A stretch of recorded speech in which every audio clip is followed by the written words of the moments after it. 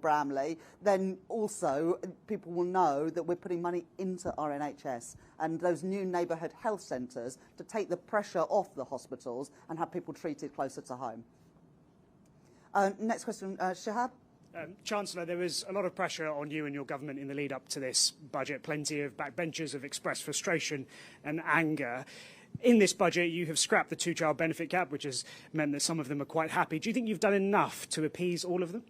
My focus in the budget is on the country and the people who elected us into government last July. I know that the number one concern for people is the cost of living, which is why we've taken £150 off of people's bills by removing some of those levies and the eco scheme, which has been an utter failure, and using that money to cut people's bills. But I'm just chatting here to some of the nurses and other staff at the hospital. The two-child limit and getting rid of that has a benefit beyond those families, because so many patients who end up in hospital, so many kids who end up in hospital are there because of respiratory conditions, be in poor quality temporary accommodation. The cost to local councils of that, but also the cost to the NHS and in our schools as well. When I talk to teachers, especially in schools, about going into school not because of the conditions at home, whether that's a cold house or not enough food to eat. So getting rid of the two-child limit is about addressing child poverty and also reducing some of those costs on other parts of the system, including in our schools. Beth. Thank you. Chancellor, today you've announced that you're extending the freeze on tax thresholds. It will raise £8.3 billion. In the budget in 2024, you said extending the threshold freeze would hurt working people. It would take more money out of their pay slips. I am keeping every single promise on tax made in our manifesto. I say to working people, I will not increase your national insurance. I will not increase your VAT. I will increase your income tax. Today, you've just broken your manifesto pledges and your promise to millions of workers in the budget last year you would not extend the threshold. In good conscience, can you stay on in your job? In the manifesto, we were very clear as the rates of income tax, national insurance and VAT. But I'm not going to get into this. I recognise that we are asking people to contribute more.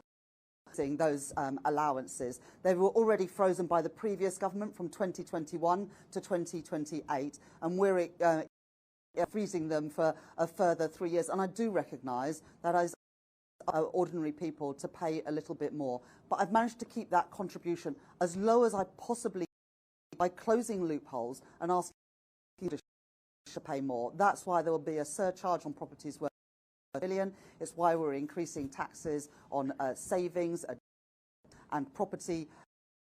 And we're getting a grip of some of the waste in the way by taking out of Motability, more placements for disability benefits, so we keep that contribution from working people as low as possible. This year and in the years going forward, we're taking £150 a year off of people's energy bills for working families and pensioners, and we're able to do that by taking these off of people's bills. Can you just acknowledge you've broken a manifesto pledge? You have. The IFF... Well, if you read the very clear of income tax, national insurance and VAT, you're asking, does this have a cost for working people? I acknowledge it does. I said that in the budget last year. I'm not going to do otherwise today, but I do think the right decision in circumstances we've OBR have to close down their estimates of productivity and growth by 0.3%. They say that that will take out £6 of tax revenue we would otherwise have brought in. And they are very clear that is not because of any decision that this government has last 16 months. It is what's happened in the previous 14 years. Brexit, the pandemic, and frankly, the austerity and chaos from the previous government.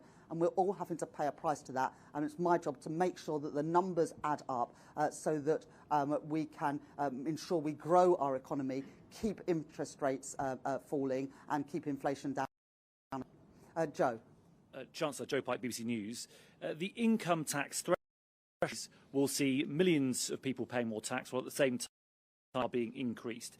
Is that really to working people? And a second question, if I may, when did you find out that had unveiled your budget before you had. As I said to Beth, I do recognise that freezing the income tax and national insurance thresholds for a further 3 years after the Conservatives for 7 years does mean that we're asking people to pay a little bit more. We're freezing them from 2020, and we are putting money in people's pockets now off their energy bills. Thing to do because it helps bring down people now that the cost of living is still a real challenge. And in answer to your question around the my budget before living, I found chamber. Paul. Hello, Chancellor.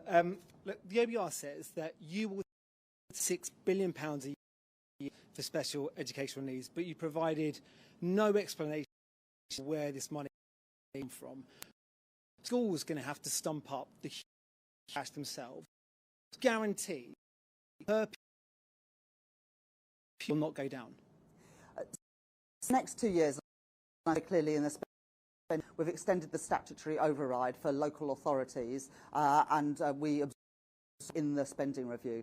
Bridget Phillipson, the Secretary of State for Education, is at the moment sent out money. That's about them that actually needs their parents schools, and she the new year. I believe that we should, wherever possible, integrate children into mainstream schools. That's not always, but I would like to see that happening more. But it would be up to Bridget to set out those reforms. But as I say, we have extended the statute for the next, and we put more money into the schools budget just before the summer. Lewis from ITV Digital. Hello, Chancellor. You are in minimum wage. Sounds like good news, but employment problem in this country, and you are freezing national insurance thresholds for employers. So, isn't that stop businesses and drive up unemployment? Increase the national minimum wage for 8-year-olds from £10.85.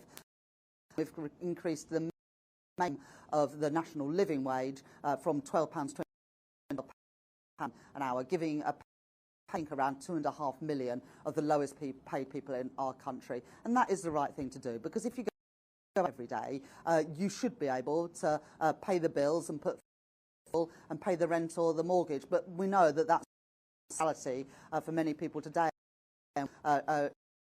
Paying minimum wage in the national still not the rates of the real living wage that is calculated independently. Something to increase money in people's pockets. Actually, the that don't have enough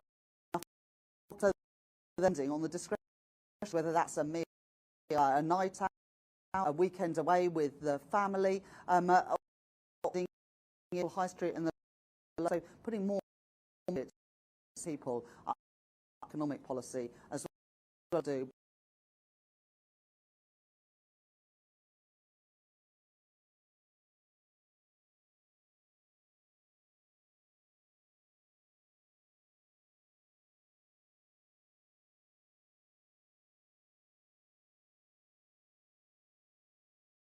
Price for your failure to deal with particularly the benefits bill?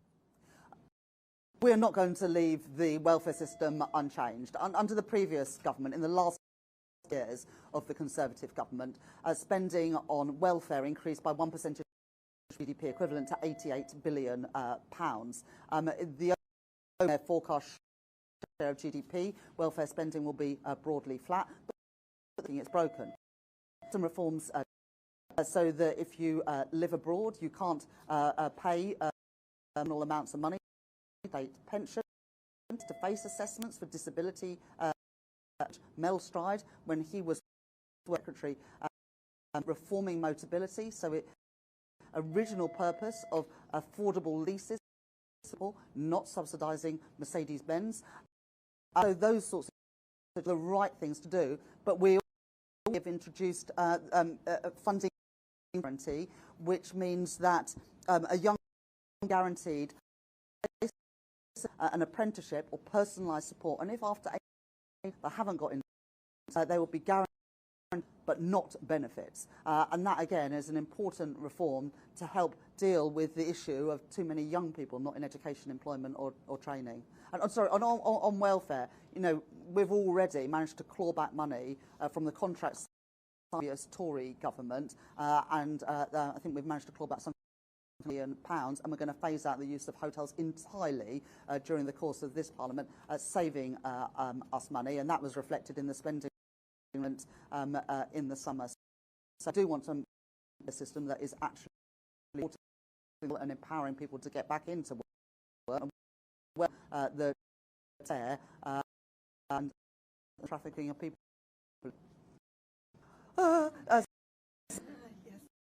Sophie Huskisson. The union have said that freezing income tax threat is the opposite in work markets. Do you admit that you could have been braver, wealthiest in Britain? So, as I've said, I realise that we are asking everyone to make a contribution for the security of our country and the brightness of its future. I said that in the speech today, and I also said in the speech today that I'm not going to pretend that that is not asking for a contribution. The Tories, when they were in office, froze the thresholds. Here, I'm being honest that is from 2028, freezing thresholds for a bit longer, and that a cost. But we're putting money now in the pocket. It's pounds off their bills, money off of rail fares, of frozen prescription charges, as well as fully funding the childcare offer of 30 hours of free more free for half of parents are on universal, all these things in the ordinary working piece, the increases in the national minimum wage and the national set out today. But look, you can see the distribution analysis tables in the budget documentation that came out today. This is the budget. The biggest winners are those on the lowest incomes and those who were asking with the broadest shoulders. Those £2 million. The landlord who pays less tax than their tenant. Those are the right things to do, and they're progressive reforms. The contribution from working as low as possible. Dan?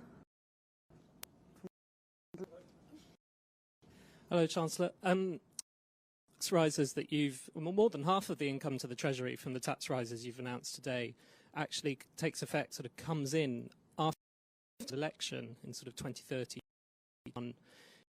It's crazy that they happen, and given time in politics, still be Chancellor then. I don't think any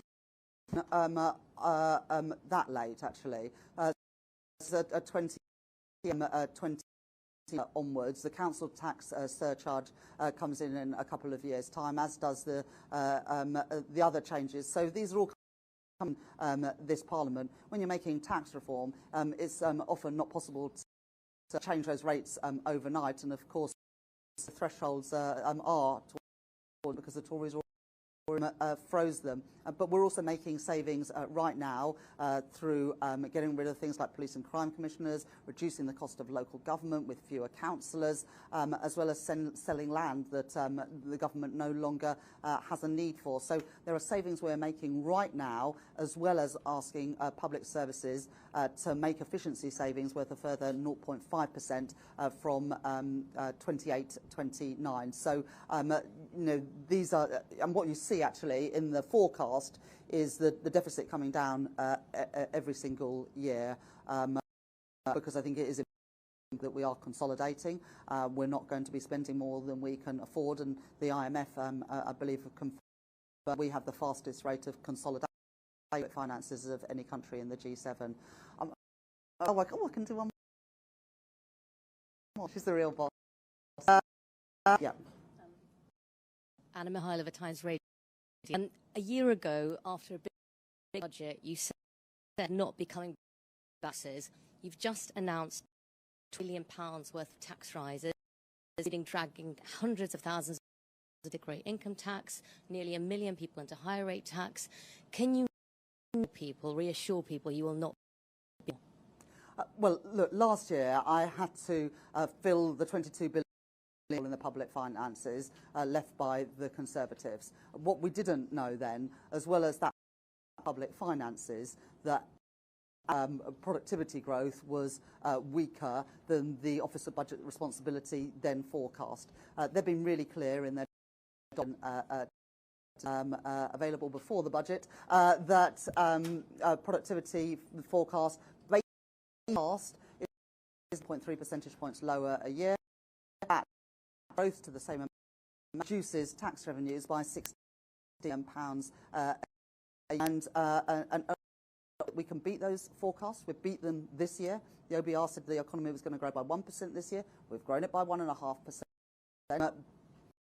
We'll beat the forecasts. A Conservatives' legacy is not our country's destiny, but we also all experienced it just that if you ignore the pay a huge cost of government and then buy borrowing from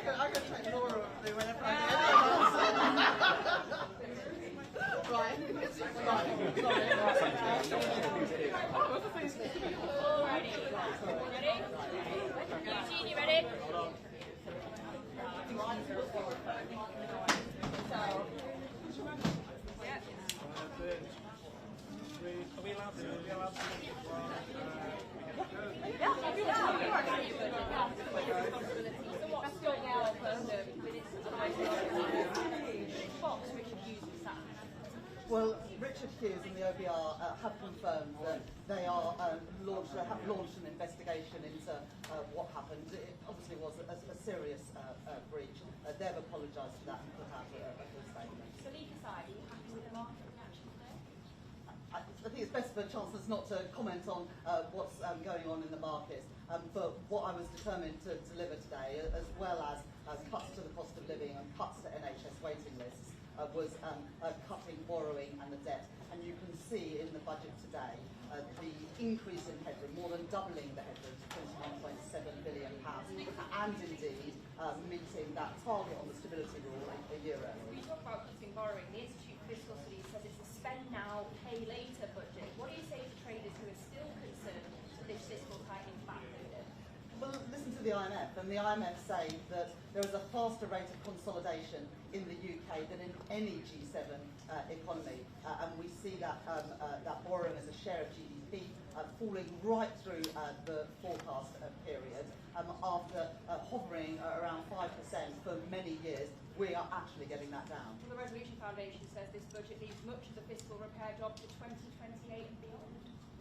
Well, some tax reforms, like the high-value council tax surcharge, take a while to introduce, and also want to make sure that we get these things right. And similarly, the changes with the further freeze in the tax allowances, they've been frozen after they were already frozen for 7 years from 2028. But there are also real savings in spending right now, with better balance sheet management, cracking down on some of the waste and inefficiencies, and indeed introducing a further efficiency drive within our public services. So this is not all about tax. We've also taken measures on the spending side as well. You mentioned the freeze on income tax threshold for 3 years. It's going to create millions of new taxpayers. Do you accept that features the spirit of your manifesto? Well, the manifesto was clear that we wouldn't increase the rates of income tax, national insurance or VAT, but I do recognise, and I said this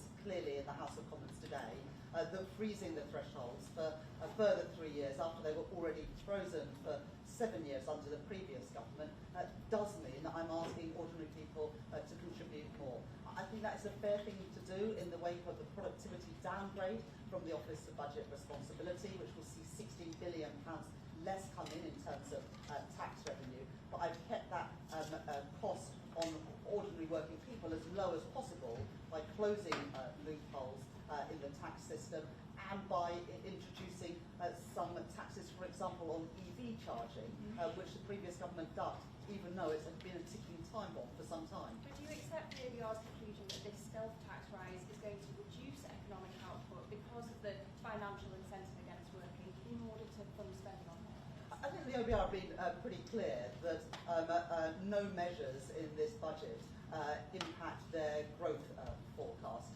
Indeed, they point to things like the India deal, the planning and infrastructure bill, as being positive for the economy. And indeed, our changes to universal credit will result in an additional 15,000 people in the workforce in the next few years. Well, overall, the ABR says none of your policy measures boost growth. What does that say about the government's growth ambition?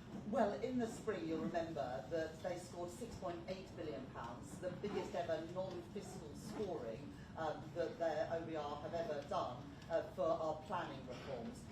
Just a couple of days ago, the planning and infrastructure bill was in the House of Lords. That is now almost complete, just one more return to the House of Commons, and then that bill will get royal assent. And the OBR haven't scored the India deal, the EU deal, or the US deal. And that's why I'm confident we can beat these forecasts on growth. We've beaten them this year with 1.5% growth now forecast, not the 1% they forecast in the spring. And I'm confident that we can beat those forecasts again. So finally, Chancellor, you've effectively just broken your promise made after the last budget not to raise taxes again. Will you now rule out more tax rises, whether directly or by stealth, this Parliament? So last year I had to close the black hole in the public finances left by the Conservatives. In the budget last year, I lived within the forecast set by the OBR.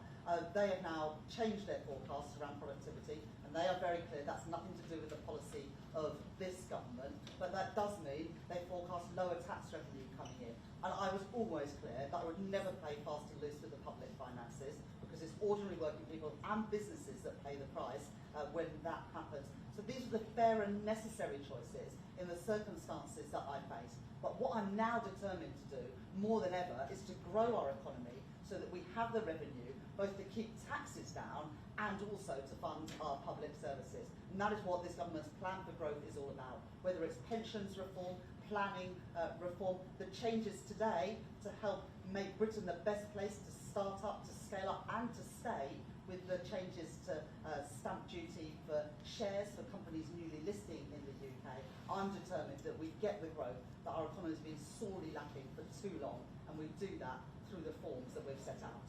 No confirmation of no new tax rises. Well, no Chancellor can write future budgets. I took the fair and necessary choices today, but my focus has been and always will be on growing our economy so that we can keep taxes down and have the money we need to invest in our public services. All right, Rachel Reeves, we really appreciate your time. Thank you.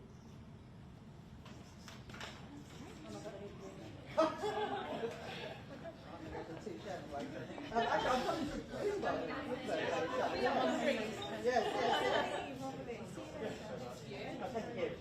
I'm really pleased that we sit down. You're the only one I will talk to you.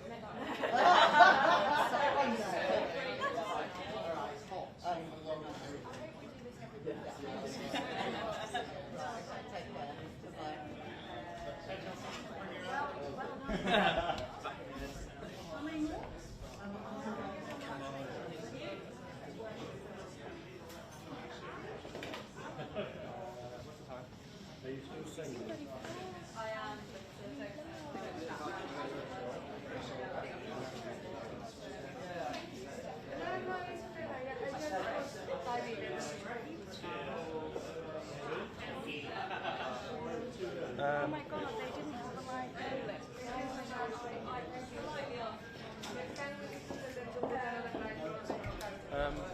Because they want to say without like I was opening the Irish Sorry. At 5 o'clock.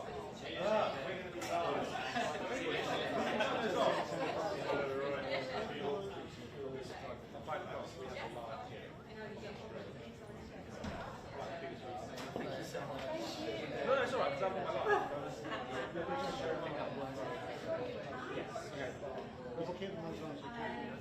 You know, you can turn them off. I don't need them.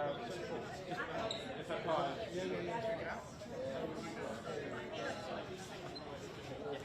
No.